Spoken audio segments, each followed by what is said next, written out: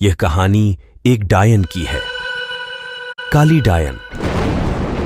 इस कहानी का नाम, हे दोस्तों, मैंने यह कहानी बनाकर नहीं लिखी। यह कहानी एक सचमुच की घटना है जो कि मैंने अपनी दादी से सुनी है और बहुत पुरानी है। कुछ लोगों का मानना है कि भूतों का कोई अस्तित्व नहीं होता है। आप लोग जानते हैं भगवान का अस्तित्व होता है तो भूतों का क्यों नहीं?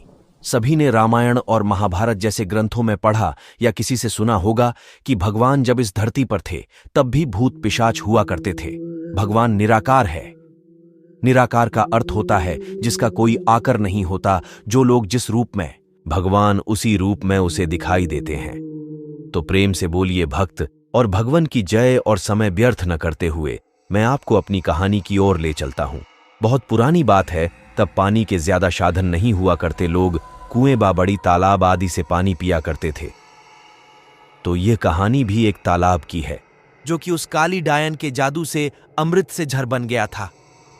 यह डायन कैसे बनी, कैसे इस तालाब का पानी विष बन गया, मैं यह कहानी आपको बताता हूं। एक गांव में एक औरत के कोई बच्चा नहीं था। वह औरत गांव के मुखिया की पत्नी थी। उसके शादी को काफी समय हो गया था। सब लोग उसे बांझ कहा करते थे।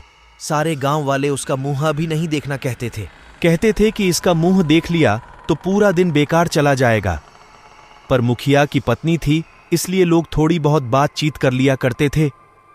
एक दिन गांव में एक फकीरा बाबा भिक्षा मांगते हुए आ पहुंचता है तो वह बातों ही बातों में उसका हाथ देखने लग जाता है और कहता है, आपको बच्चा नहीं है ना? वह बोली, आपको कैसे पता चला? वह बोला, हम हस्तरेखा में निपुण है, हाथ देखकर यह बता सकते हैं कि क्या होने वाला है, क्या होगा। वह बोली, अच्छा तो यह बताओ कि मेरे बच्चा कब होगा? तो उसने कहा, आपको भगवान ने बच्चा तो नहीं दिया, पर मैं एक रास्ता बताता हूं, वह सुनो। अमावस्या की रात को किसी एक ऐसे लड़के की बलि पीपल के पेड़ के नीचे दो जो अपने माँ बाप के एकलौता पुत्र हो, और उसके खून से अपने बाल धोना। फिर कहना, ए प्यासी आत्माओं, यह बलि मेरी तरफ से स्वीकार करो और मुझे एक पुत्र दे दो, एक लोटे। मैं उस कुएं का पानी भरकर उसमें उसके शरीर की 2 बूंद मिलाकर खुद पी लेना और उस लड़के के सिर के बाल अपनी साड़ी की गांठ में बंधे रखना, तो यूं अवश्य एक पुत्र पैदा होगा। इतना कहकर वह वहां से भिक्षा लेकर चला गया। उस दिन के ठीक 3 दिन बाद अमावस्या थी। उस औरत ने वही किया जो उस बाबा ने बताया था। उसने अपने देवरानी के लड़के की बलि दे दी और खून की 2 बूंदें पानी में मिलाकर खुद पी लिया और उस सिर के कुछ बाल को काटकर अपनी गांठ में बांध लिया और बिना पीछे मुड़े अपने घर आ गई। सुबह गांव वालों को पता चला कि मुखिए के भाई के बेटे को किसी ने मार के वहां फेंक रखा है। जब यह बात मुखिए और उसके भाई ने सुनी तो वह नंगे पैर दौड़ पड़े। धीरे धीरे सारा गांव इकट्ठा हो गया। उस लड़के की मां का रो रो बुरा हो गया था। तब किसी व्यक्ति ने हिम्मत जुटाकर उस सिर को धड़ से जोड़ा और उसे नदी में बहाने की सलाह दी। वैसा ही किया। लोगों ने उस लाश को पानी में बहा दिया। सब लोग यही कह रहे थे, किसने किया, ये सब कैसे हुआ? सब लोगों के लिए यह घटना चिंता का विषय बन गई थी। जब मुखिया घर पहुंचा तो क्या देखता है कि उसकी पत्नी तो पकवान बना रही थी। वह बड़ी खुश नजर आ रही थी। मुखिया ने क्रोध में कहा, क्या तुम्हें इस बात का बिल्कुल भी दुख नहीं है कि हमारे भाई का बेटा मर गया है? वह पहले ऐसी नजरों से देखी जैसे कि उसे मार ही डालेगी। फिर कहने लगी, लड़का उसका मरा है, मेरा नहीं, मैं क्यों शोक मनाऊं?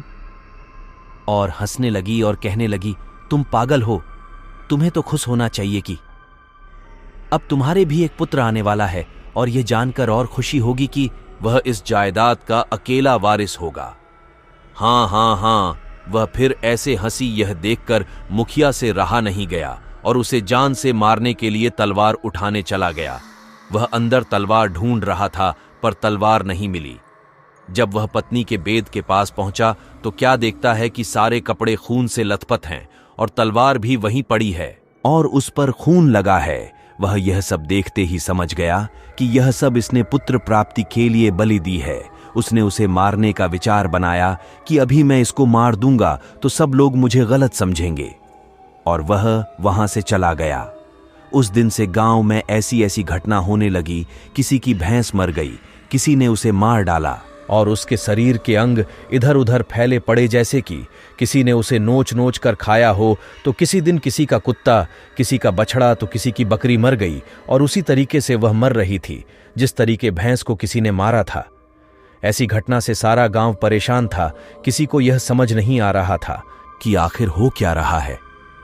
एक दिन की बात है, मुखिया रात को अपने गेट के पास सोया हुआ था।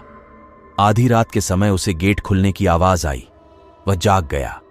उसने देखा कि एक औरत बाल फिकरे हुए आधी रात को बाहर चली जा रही है। देखने मैं तो ऐसा लग रहा था कि जैसे उसको कोई खींच कर ले जा रहा हो।